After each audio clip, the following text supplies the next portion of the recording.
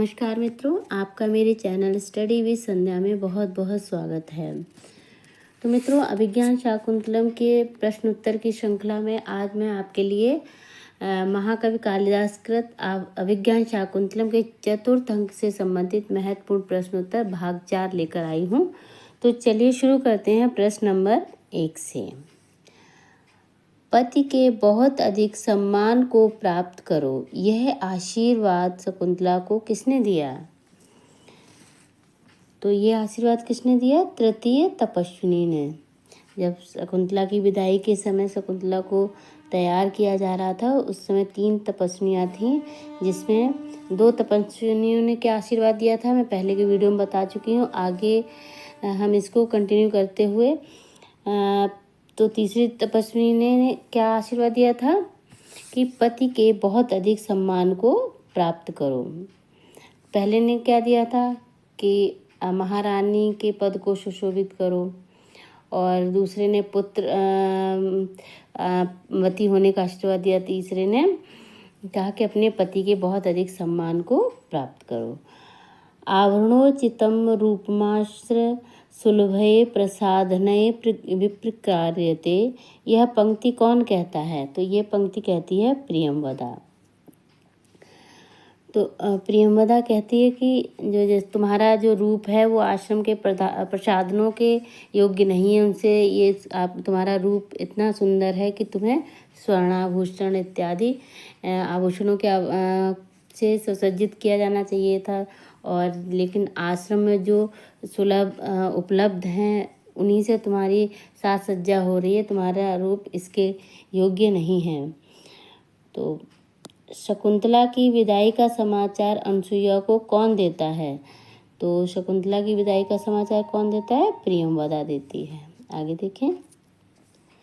शकुंतला को सजाने के लिए कौन आभूषण लेकर आता है?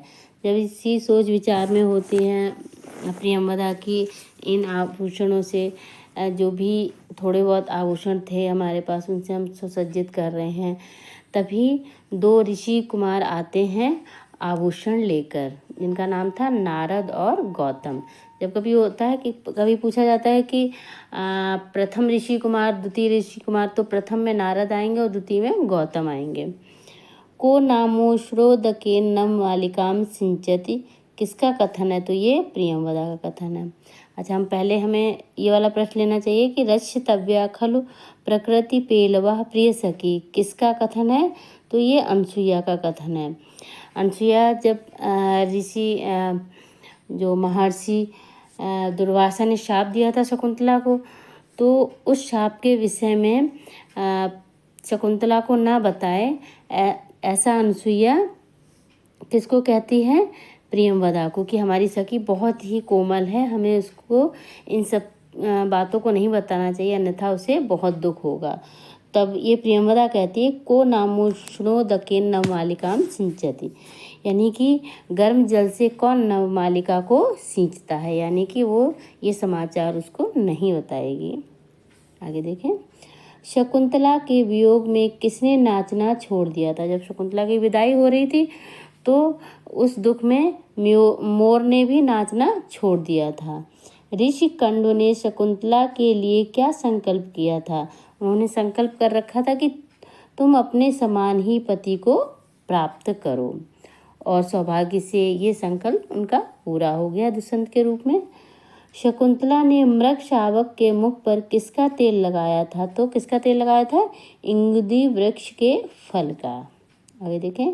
गुरुवपि विरह दुखम आशाबंधा सहियत, ये कथन किसका है? तो ये कथन किसका है कि पहले इसका अर्थ देख लेते हैं कि आशा का बंधन विरह के भारी दुख को भी सहन करा देता है। तो ये कथन किसका है? अनसुईया का है।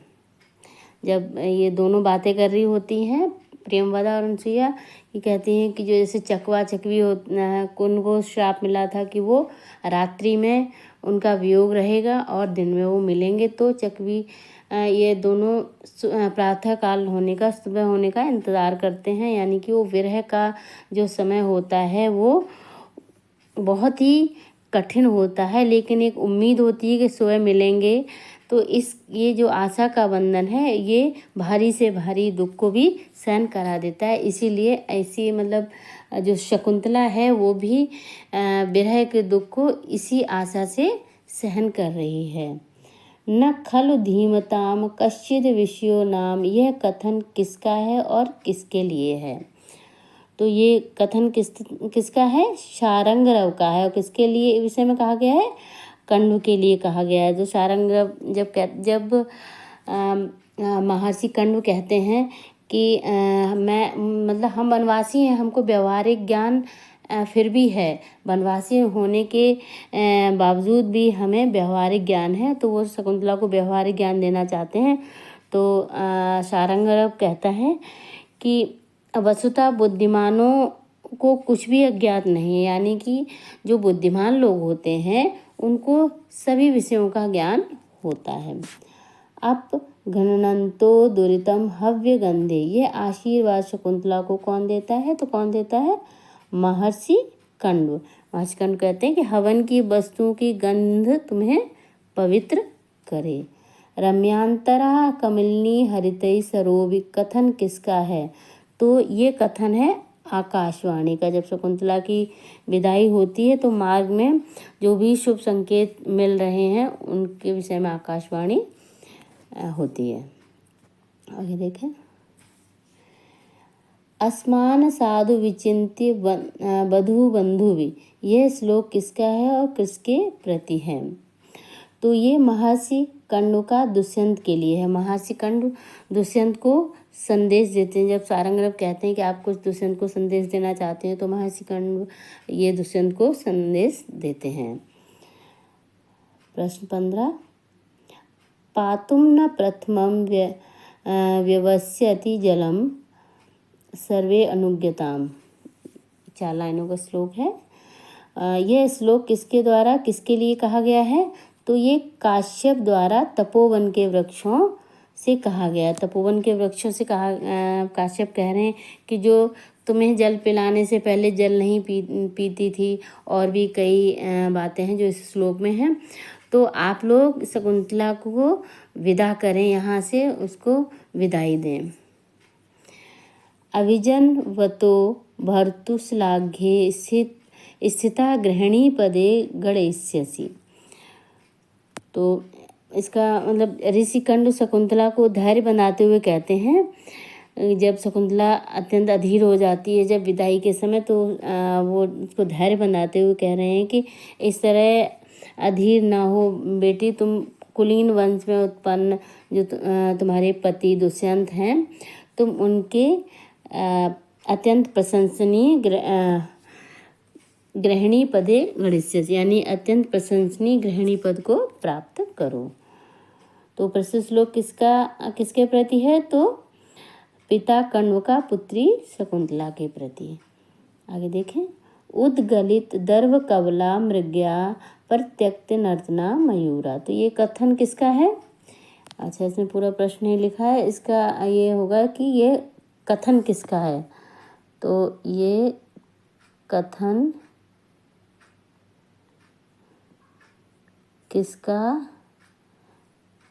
किसका है, ये आप प्रश्न लिखें। तो ये कथन है प्रियंवदा का। वो बताती है कि जो मृगियाँ हैं उन्होंने अपने घास को कुशों को उगल दिया है, मोर ने नाचना छोड़ दिया है इत्यादि शकुंतला के वियोग में। वैतानास्त्वाम वन्यः पावयन्तु, यह आशीर्वाद कौन किसको देता है? तो ये आशीर्वाद भी कंडु ऋषि शकुंतला को देते हैं कि यज्ञ की अग्नि तुम्हें पवित्र करें। भूत्वा चिराय चतुरंत महिष पत्नी पुनराश्रमे अस्मिन्, तो यह श्लोक किसके प्रति है? तो ये कंडु का शकुंतला के प्रति है कि जो कंडु ऋषि जब शकुंतला कहती कि अब मैं कब इस आश्रम को देखूंगी इत्यादि, तो कहते हैं वो कि तुम ये जो दुष्यंत ने जो साम्राज्य स्थापित किया है उसका भोग करके और इस संपूर्ण पृथ्वी को अपने योग्य पुत्र को सौंपकर उसके पश्चात तुम राजा के साथ पुनः आश्रम में आओगी। शिवास्ते पंथानः संतु, किसका कथन है? तो ये भी काश्यप यानी कण्व ऋषि का कथन है कि तुम्हारा मार्ग कल्याणकारी हो। उत्पक्ष मणोर नयन मोरुपरुद्ध वृत्तिम भवंती, ये प्रस्तुत श्लोक किसने कहा है और किसके प्रति कहा है? तो ये है कण्व ने शकुंतला के, ये मात्रा नहीं आएगी, शकुंतला के प्रति कहा है। आगे देखें, संकल्पितम प्रथममेव मया तवार्थे वीत चिंता। आगे भी जो श्लोक है, पूरा श्लोक नहीं इसमें लिखा है मैंने। श्लोक के वक्ता कौन है? तो ये भी ऋषि कण्व है। ये भी शकुंतला से ही सारी वार्तालाप हो रही है। शकुंतला को ही बोल रहे कि मैंने संकल्प किया था कि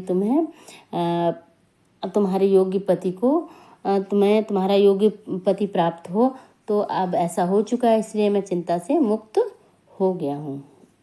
आगे देखें, शकुंतला सुखपूर्वक सोई कि नहीं, यह पूछने के लिए उसके पास कौन गया था? तो ये पूछने के लिए कौन गया था? प्रियंवदा गई थी। शर्मिष्ठा के समान अपने पति की अति प्रिय रानी हो, यह आशीर्वाद शकुंतला को किसने दिया था? तो ये आशीर्वाद भी पिता कण्व ने दिया था कि तुम शर्मिष्ठा के समान अपने पति की, जैसे ययाति की रानी शर्मिष्ठा को ययाति बहुत प्रेम करते थे, उसी तरह तुम भी अपने पति की प्रिय बनो। आगे देखें, सानुक्रोशः, इस पद का क्या अर्थ है? तो इस पद का अर्थ है दयालु।